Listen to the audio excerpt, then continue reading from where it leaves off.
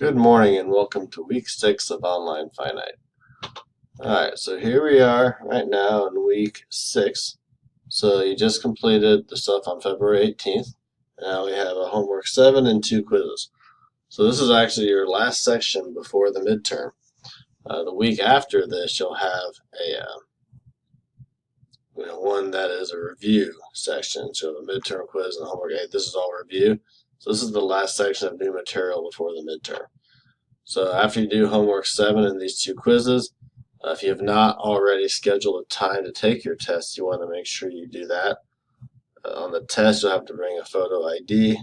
You can use your graphing calculator, and you'll be allowed 1 page, 1-sided of notes. So make sure that you get all that stuff together. Please sign up for the test sooner than later. As you get closer to midterm week, it gets tougher to schedule. So go ahead and do that if you've not done that already.